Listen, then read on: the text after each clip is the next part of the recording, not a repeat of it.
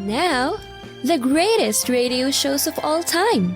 Suspense. The Shadow Node. Washington calling David Harding, counter-spy. Classic radio theater. The Great Gildersleeve. Fibber McGee and Molly. Dragnet. Gunsmoke. The Lone Ranger. Now, step back into a time machine with your host, Wyatt Cox. Good evening, friends of the Inner Sanctum. Well, let's ring out the old year and ring in the new year with Jack Benny and the whole gang from December 31st, 1944, 77 years ago today, and their annual New Year's allegory, The New Tenant. And we thank you for tuning in on this TGI Friday. This is the 31st day of September, 365th day and last day of 2021. Tomorrow is a brand new year. Abraham Lincoln signed an act on this date in 1862 that admits West Virginia to the Union. That divided Virginia in two. Thomas Edison demonstrated on this date in 1879 incandescent lighting to the public for the first time. A new immigration depot opened on Ellis Island, New York, on this date in 1891. In 1879, a comic opera by Gilbert and Sullivan opened. And it was the fifth collaboration between Gilbert and Sullivan in one of their many popular comic operas, The Pirates of Penzance. The first New Year's Eve celebration held in Times Square on this date in 1904, then known as Longacre Square in New York City. The Chimes of Big Ben broadcast on radio by the BBC for the first time on this date in 1923. President Truman officially proclaimed the end of hostilities in World War II on this date in 1946. General Motors became the first U.S. corporation to make over $1 billion in a year in 1955. In 1961, the Marshall Plan expired after distributing more than $12 billion in foreign aid to rebuild Europe. The government removed restrictions on personal gold ownership on this date in 1974. Today's the day the big American gold rush begins, if it actually turns out to be a gold rush. 4 big commodities exchanges in New York and Chicago start trading in gold futures this morning, and several banks, stockbrokers, and even retail stores will take orders for gold bullion. You know, I always wondered why. I mean, the logic of banning sale of gold to the general public, just ridiculous. Anyway, for over 40 years, up until that date, it had been a felony to own gold. AT&T Bell system broken up on this date in 1983 by the U.S. government. A sad day on this date in 1985. Ricky Nelson and 6 other occupants of a Douglas DC aircraft killed when the plane crash landed near Dallas. Ricky Nelson was aboard the plane, and he is not one of the survivors. The crash came in the middle of Nelson's comeback tour. He was 45. A fire at the DuPont Plaza Hotel in San Juan, Puerto Rico on this date in 1986 killed 97 and injured 140 people. We've never experienced in the history of Puerto Rico a fire like this, and frankly, given those circumstances, all possible remedies must be investigated, including the possibility of the fire having a criminal origin. It would be learned the fire set by 3 disgruntled employees of the hotel who were in the middle of a labor dispute with the owners. Now, it was on this date in 1991, all official Soviet Union institutions ceased operations. The Soviet Union officially dissolved. In 1999, Boris Yeltsin resigned as Russian president, leaving Prime Minister Vladimir Putin as the acting president. On that same date, 1999, the government handed over Panama Canal control to Panama, as well as the adjacent land to the canal, known as the Panama Canal Zone. In 2011, NASA succeeded in putting the first of 2 gravity recovery and interior laboratory satellites in orbit around the moon. It was 2 years ago today the World Health Organization informed of cases of pneumonia with an unknown cause detected in Wuhan, China. This later turned out to be COVID-19, the cause of the COVID pandemic. And it was on this date 1 year ago today, the World Health Organization issued its first emergency use validation for a COVID-19 vaccine. Among those passing away on this date in history, the Canadian writer Marshall McLuhan, musician Floyd Kramer, such a wonderful pianist, such a wonderful player. Also, flamenco dancer choreographer Jose Greco, also actress Eileen Heckert, Uncle Phil from The Fresh Prince of Bel-Air, James Avery, passing away on this date. The man who did a wonderful interpretation of Franklin Delano Roosevelt, Edward Herman. Natalie Cole, unforgettable. She sang it just as lovely. A wonderful duet with her father after her father had passed. You know, it was technology has made so many wonderful things great, and a number of bad things happened, but that was one that was really wonderful. Natalie Cole, passing away on this date in history. She was on Alice. Beth Howland, a delightful character, passing away on this date in history. And two members of the television program MASH, Wayne Rogers and William Christopher, both passing away on this date, albeit 1 year apart.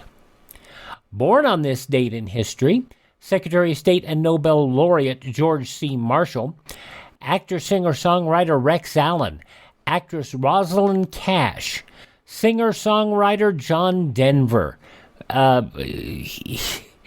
He was an interesting character, that's for sure, and a fine musician. And singer Donna Summer, passing away, born on this date in history. Sir Anthony Hopkins from Silence of the Lambs, he's 84 today. From Schindler's List, Sir Ben Kingsley, 78. The Guess Who's Burton Cummings, 74 today. From Animal House and the Vice President on the West Wing, Tim Matheson, 74. From the Destroyers, George Thorogood, still bad to the bone at 72. Lilith on Cheers and Frasier, Baby Newworth, 63. Actor Val Kilmer, 62. From The Replacements, Paul Westerberg, 62.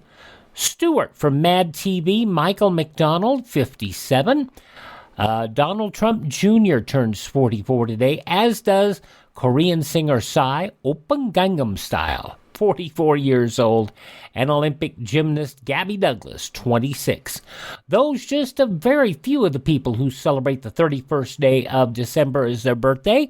If this is your birthday, happy birthday to you. Happy birthday, happy birthday. Happy birthday to you.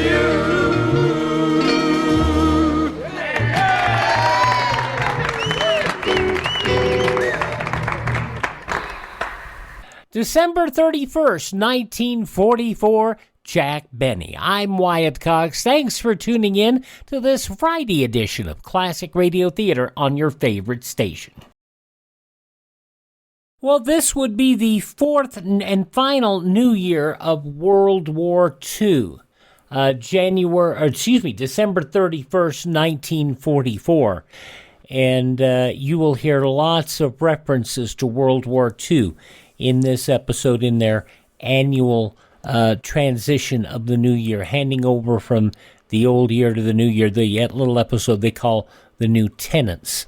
And of course, each year they did this show, it had a little different spin. And they would end it not long after this, primarily because the world was changing and there were not as many, there was not as much volatility in the world. But we will listen to that as we go on here. By the way, you are going to hear Larry Stevens referenced in this program and no Dennis Day. That's because Dennis Day was off serving the country in World War II. So that's one of the other things that is different about this show than many of the Jack Benny shows that we will air here on Classic Radio Theater. Let's get to this, December 31st. Oh, before we do, I want to mention, please make sure you go visit our webpage, classicradio.stream. That is classicradio.stream. classicradio.stream. You can find our Facebook page and our Twitter handles accounts all linked there. Follow us on those social media pages. That way you'll be alerted to any issues that might happen here in the new year with Classic Radio Theater. I don't anticipate any disruptions. We'll keep turning out the shows, 7 days a week, 3 hours each and every day. It just may be that you may have different sources for the show. Just so you know, I want you to be aware and be prepared so that you can always stay in touch with us, because I appreciate you more than you'll ever know. I really do. And that's why I want to make sure that you check in on our page at classicradio.stream and you can follow us. Just easiest way to follow us, because then we pop up in your news feed. Our webpage again, classicradio.stream. Okay, we go to December 31st, 1944, the Jack Benny program.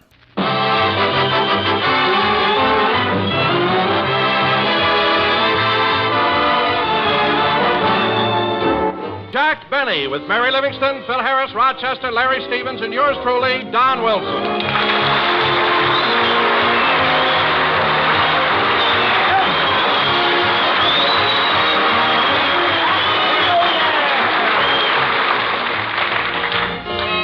And now, ladies and gentlemen, this is New Year's Eve. Yes, New Year's Eve. The one time in the year when everybody should let their hair down. Yes, sir. Jackie said let it down, not take it off. Pardon me. Continue, Don. So, in keeping with the spirit of New Year's Eve, I bring you a man who will get up at midnight, hang up his calendar, refill his hot water bottle, get back in bed again. Here he is, Jack Benny.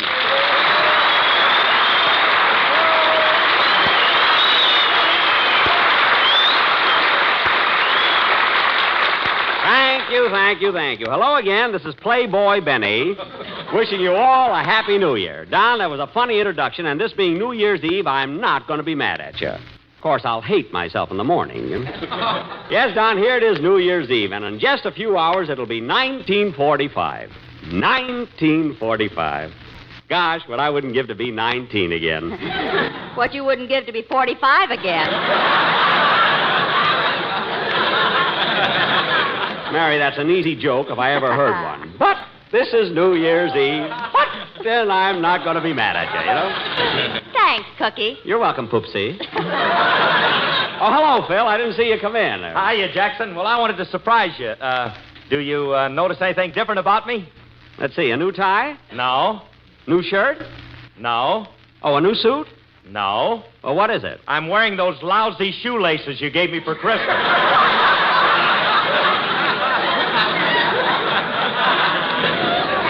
Phil, that is not the proper spirit, you know. Well, Jack, I hate to bring this up, but you didn't think of me. You didn't give me anything for Christmas. Oh, yes, Don. I ordered a nice gift for you, but it didn't get here yet. See, they're having a little trouble at Montgomery Ward. You know what I mean? And listen, kids, now that you brought it up, that was a fine present you all chipped in and gave me. A gift certificate for a dinner at the Thrifty Drugstore. The meal was good, but I kept slipping off the stool all the time. Anyway, kids, Christmas is over, and after our program, I want you all to come over to my house and see the New Year in. Boy, am I going to have fun. Oh, sure. What do you mean, oh, sure? You'll have fun, all right. You'll drink 3 bottles of Coca-Cola, 2 7-Ups, and 1 Dr. Pepper. Then 10 minutes later, you'll put on a lady's hat and holler, yippee! What? Then you'll have 2 fingers of Dad's old-fashioned root beer, and Rochester will have to carry you up to bed. What are you kids talking about? You're the only one I ever saw that drinks champagne out of a spoon. Now, listen, kids, I may be that way all year, but when it comes to Oh, hello, Larry. Hello, Mr. Benny. Happy New Year. Same to you. I'm glad you got here, kid. It's time for your song. Okay, but can I tell you about my New Year's resolution first? Sure, kid. What is it? Well, I made a resolution never to ask you for a raise unless you gave it to me voluntarily. Well. Whatever made you think of that? It's on page 84 of his contract. It is not. Anybody that works for me can ask for a raise anytime they want to. I can't help it if the government froze salaries. You know, you're not a bad little refrigerator yourself.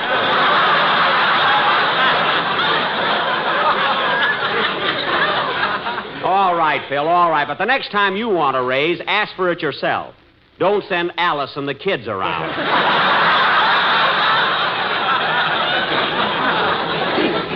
And where did they get those ragged old clothes?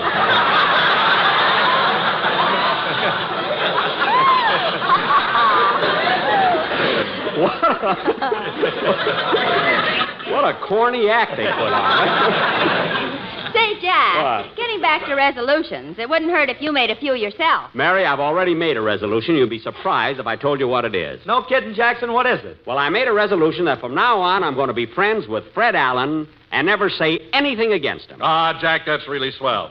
You're really being magnanimous after all the things Alan has said about you. Oh, Don, it was all in the spirit of fun. Alan's a nice guy. Never meant those things. It was just for laughs. Yeah, you're right, Jackson. But I'll never forget the laugh Alan got when he said you squeeze a nickel so hard you get milk out of the buffalo. He was sharp that night, that kid was.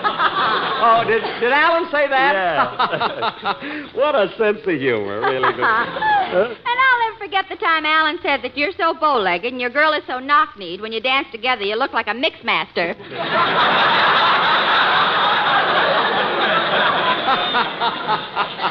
What a sense of humor he used to have. What do you mean, used to have? Well, that guy's mentality is so low he has to lie down to think. Jack, your resolution. And with those bags under his eyes, his face looks like an old pair of pants with the pockets inside out. Jack, your resolution. I've still got till 12 o'clock. So now, ladies and gentlemen, as is our custom every year at this time, we will present our annual New Year's play entitled The New Tenant, or Goodbye 44, Hello 45. As most of you will remember, this is an allegorical fantasy that takes place... Hey, Jackson, just a minute. What do you mean by allegorical fantasy? Well, for instance, Phil, did you see Dumbo, the little elephant with the big ears? No. Did you see Ferdinand the Bull? No. Well, did you see the reluctant dragon? No, I haven't had a drink in 3 months, Jackson. I've been trying to get away from this stuff. You know, Well, I'm not going to explain it to you, Phil. You'll understand it as we go along. And that last thing you said is a lie anyway. Now, in our... not even in the script, I know. Now, in our fantasy, I will again play the part of the old year 1944 who has been living in a big boarding house called the United States, which is run by Uncle Sam and his wife, Columbia. Hey, Jackson, am I going to play the part of Uncle Sam? Yes, Phil, you'll wear a bright blue jacket with white stars on it and red and white striped pants. And I'll lay 8 to 5 people will think I'm Bing Crosby. Never mind. Now, Mary, you play the part of Columbia. You'll be Phil's wife, and you and Phil have 48 children. Holy smoke, now they'll really think he's Crosby. Let me explain it to you, Mary. Your children are the 48 states. You see, each state is a child. Oh, Jack, how could I possibly have 48 children? Mary, you were born in 1776. Oh. What are you laughing at? I look pretty good for an old babe, don't I? Not bad, not bad. Now, Don. Yes, Jack? You play a very important part in tonight's fantasy. You're going to be the world. The world, huh? Yes. And loosen your belt, Don. Your equator is strangling South America.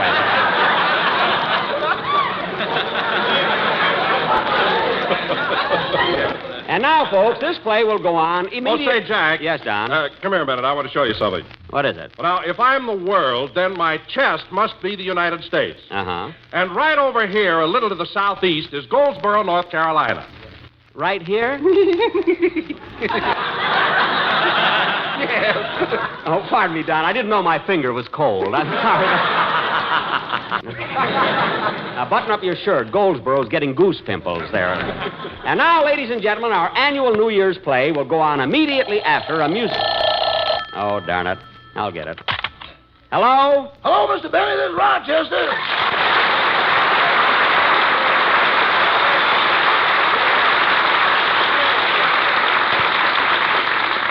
Oh, hello, Rochester. What is it? You can bring your guests over any time you want. I just finished making the punch. The punch? That's good. But, boss, I lost your recipe, so I used mine. What's your recipe? Simple and direct. First, you put in a gallon of grape juice, then you start pouring in the gin. How much gin? Till you can't taste the grape juice.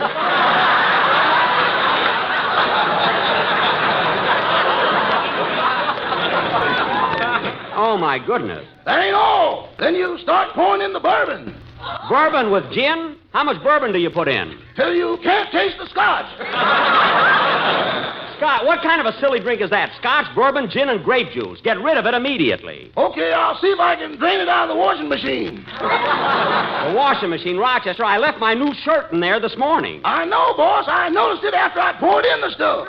Well, for heaven's sake, take my shirt out. It's too late now. There's nothing left but the buttons.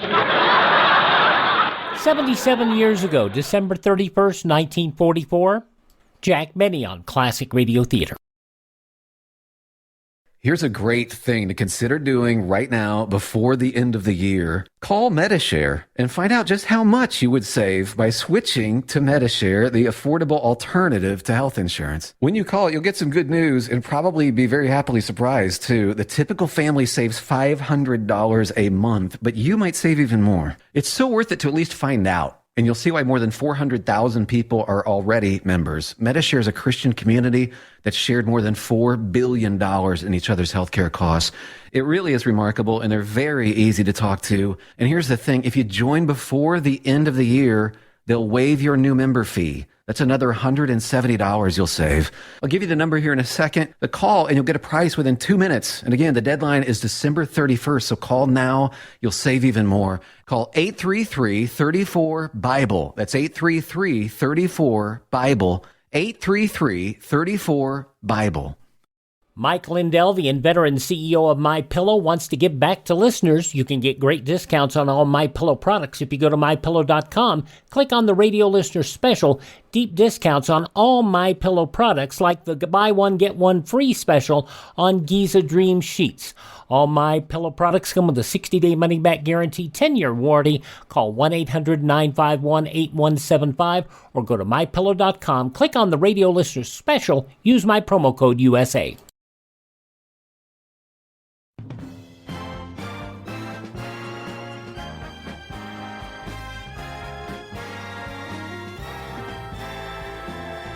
And you're listening to Classic Radio Theater on your favorite station, an episode of the Jack Benny program from New Year's Eve, December 31st, 1944, a Sunday.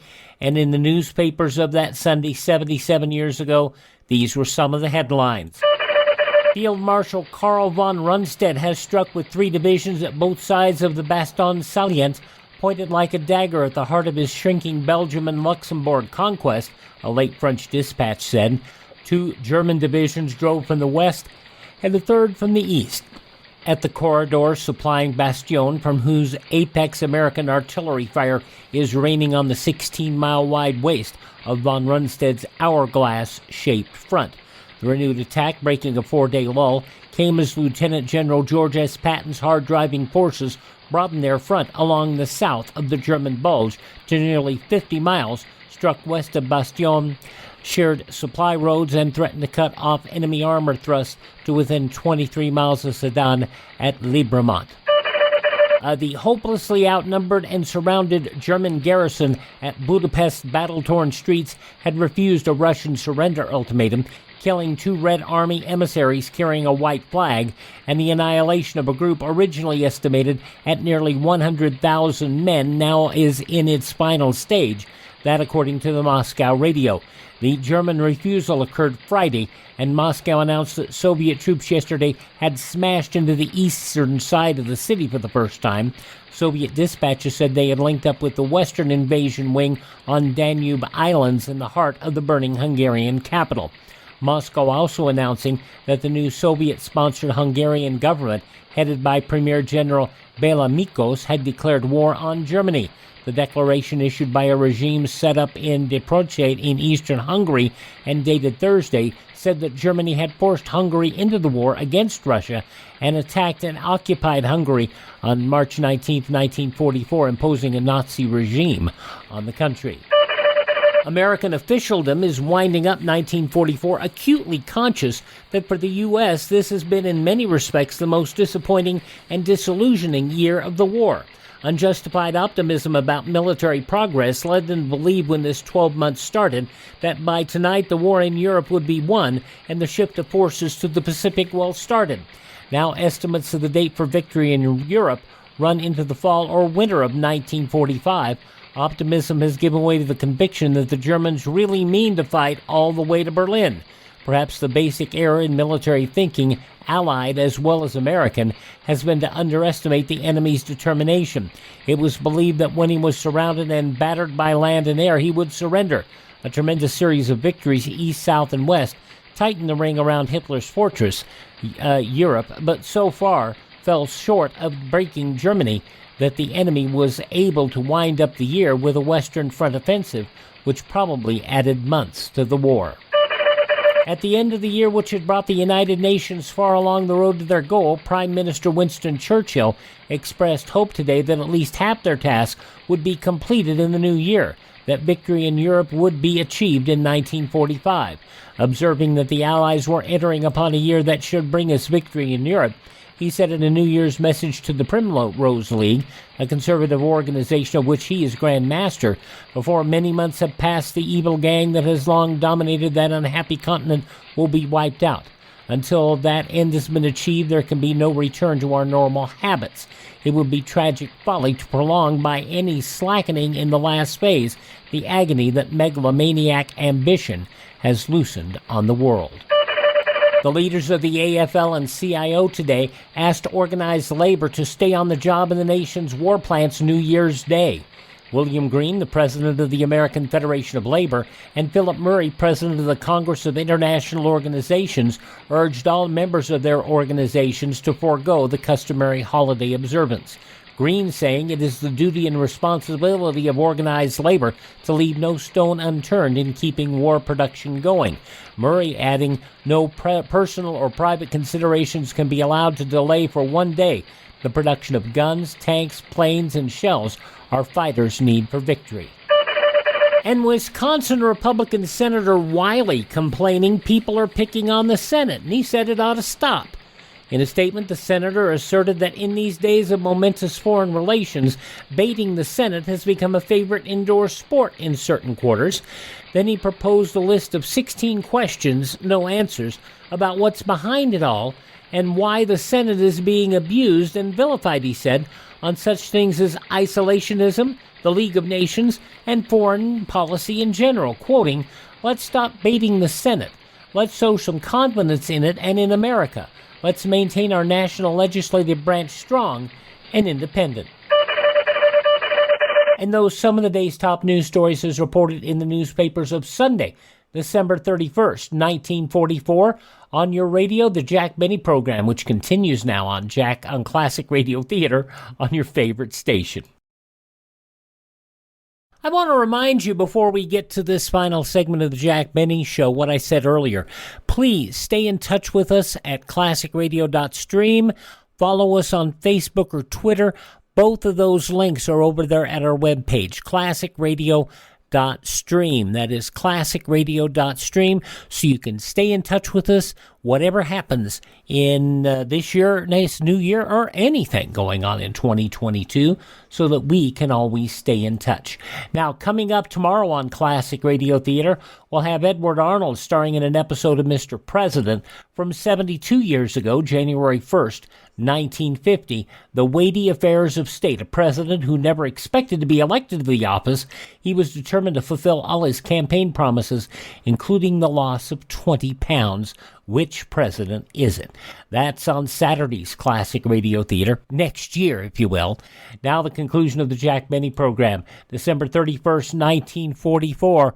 What happened in the washing machine? Oh, Rochester, this is the worst yet. At least you can take out the buttons. Oh, boss, they're so happy I hate to disturb them.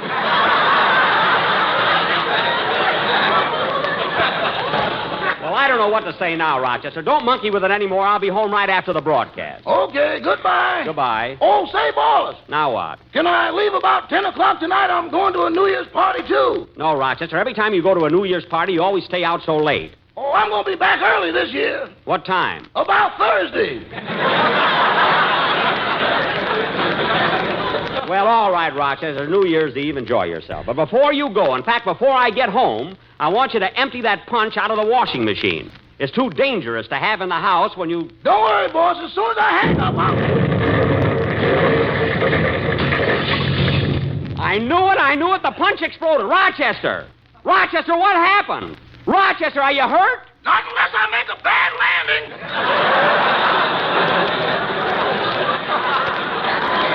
A bad landing. Rochester, where's the punch bowl? I don't know, but I'm over the Rose Bowl. So now, ladies and gentlemen, for our annual New Year's play entitled The New Tenant, or Goodbye 44, Hello 45. As the curtain rises, it is almost midnight of December 31st, and old man 1944 is packing his bags and ready to make his exit. Curtain music.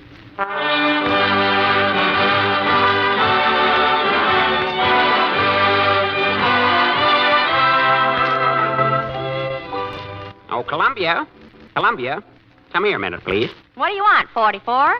Got to gather up my things before little 45 gets here. Hand me those, will you? Are these yours? Yep. Why, old-timer Bobby socks. Well, I've had my moments, you know. Now, let's see. Might as well pack those racetracks. They ain't going to be used for a while. See, there's Bay Meadows. Here's Hialeah. Yep. And here's Santa Anita. Say, I never knew they had a $10 window. And what else? Oh, yes, hand me that bundle of swing music, will you? Here you are. Thanks. I'm going to dance with the dolly, with the hole in her stocking, with the hole in her stocking, with the hole in her stocking. Sloppy little dame, ain't she? Oh, clang, clang, clang, went the trolley. A ding, ding, ding, went the bell. Come in. Hello, old-timer. Oh, hello, Uncle Sam. Where you been the last few weeks? Oh, I've been all over. I've been delivering Christmas presents to all my nieces and my nephews. Well, Sam, you got here just in time to say goodbye to 1944. Yep. In a few minutes, I'll be leaving you, and I'll never be back on Earth again. Gosh, kind of feel sorry for you. Why? Now you'll never know what happened to Snowflake and Shaky.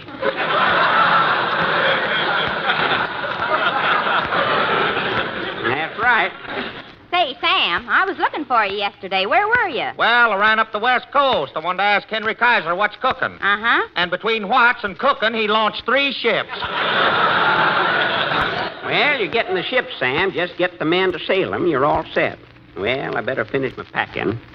Let's see. Maybe I ought to take along some of these moving pictures. You want to take Going My Way? Everybody's seen it. No, I better leave that. I want little 1945 to see it. With all the problems he's going to have, that picture will do him a lot of good. Well, how about taking Jack Benny's new picture? No, that's going to be one of his problems.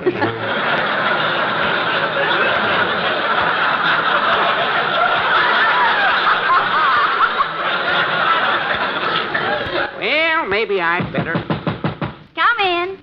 Well, howdy, everybody. Hi, old-timer. Well, what do you know? It's the world come to say goodbye to me. Yeah, I'll miss you, old-timer. Lots of things happened to me while you were here. That's right, world. We had 365 exciting days, didn't we? Yeah. What you laughing at, world? Remember last month when I burped and Tokyo had an earthquake? Yep. Say, World, your earthquake shook them almost as bad as my B-29s. You're right, Sam. Say, World, why don't you hang around till the new tenant arrives? Sure, stay a while, World. Sit down on the refrigerator, cool off your Arctic Circle. Say, Columbia. Yes? Tune in the radio. This will be my last chance to get a little entertainment. Okay. You're listening to another broadcast of Mr. Keene, Tracer of Lost Persons. The next case is that of a man named Benito Mussolini, alias Il Duce. A sure way to identify this fugitive is to get him up on a high building and show him a balcony. If he steps out on the balcony and makes a speech, he's Mussolini. If he steps out and there is no balcony, let's hope so. I wonder where he's hiding. Oh, I wouldn't worry too much about him. His troublemaking days are over. Yeah, I'll get another station. And now that you have answered the first one correctly, would you like to try the $2 question? Yeah. The $2 question is a simple one. Oh, by the way, what is your name? My name is Adolph Hitler. But for $2, you can call me Schickelgruber. All right, Adolph. Would you like to try the $4 question? Yeah. You will be Nobody asked you, Gehring. Please, no coaching from the audience. Now for the next question. Tell me, Adolph, who won the Battle of Stalingrad? Germany. I'm sorry, that's the wrong answer. Wrong! Schweinhund! You call me wrong? Adolf Hitler can't be wrong! I'm always right! Heil Hitler! Heil myself! Verbluten, Druden, Dammkopf und Dosen! Adolf, stop chewing up the rug. I know what you are thinking! You are thinking that because I chew up rugs, I am crazy! I am not crazy! I am Adolf Hitler! I am one of the greatest... Everybody else is crazy, but I'm all right! I just like to eat rugs.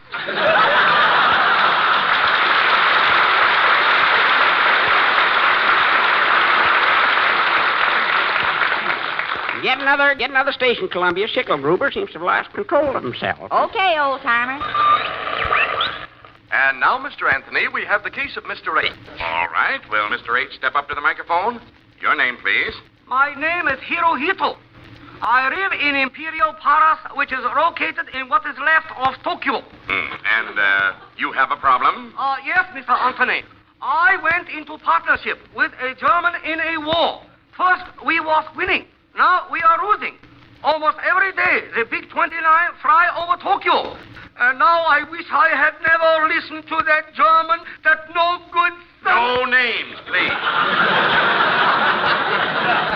Now, I'll get on with your problem.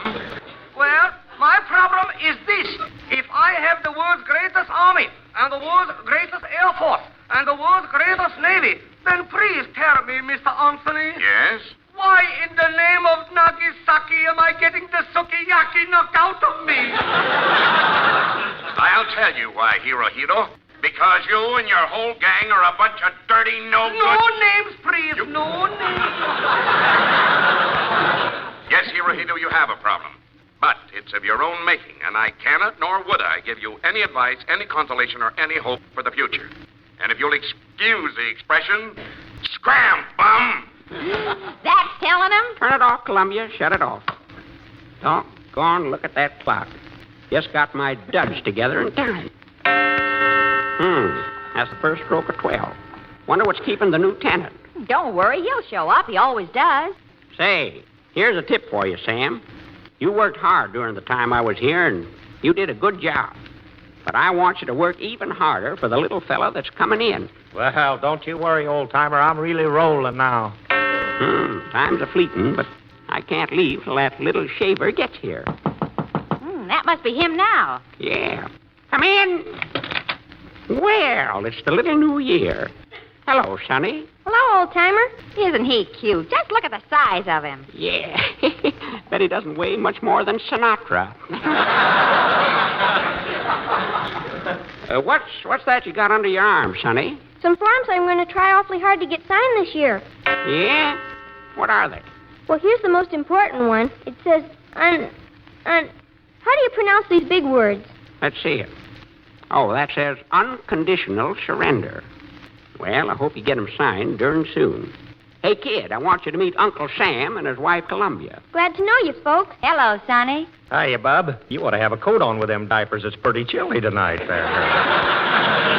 Yeah, I sure was cold the first night I got here. Say, Bub, I almost forgot. This is the World.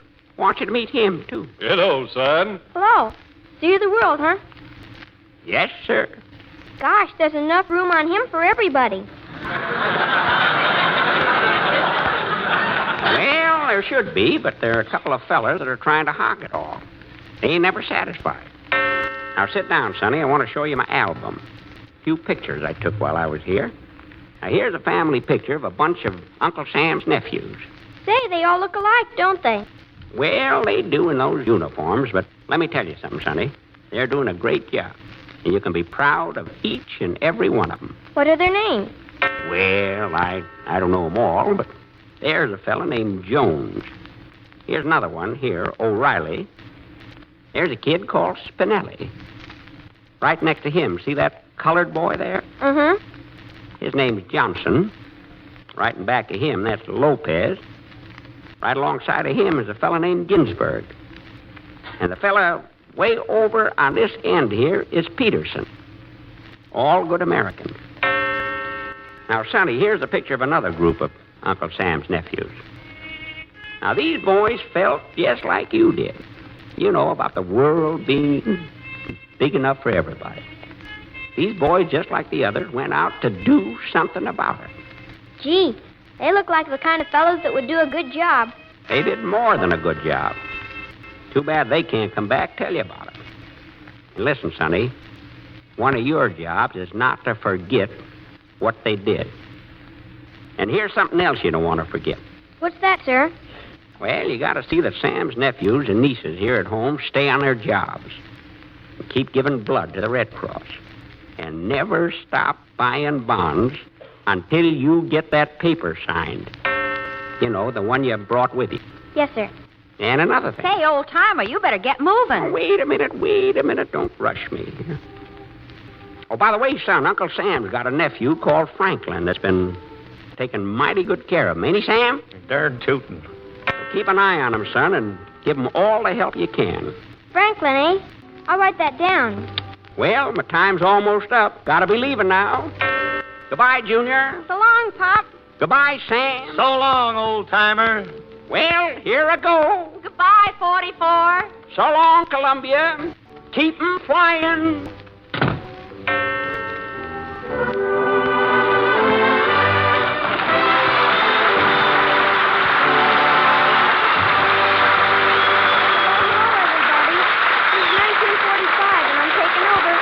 You're all glad to see me.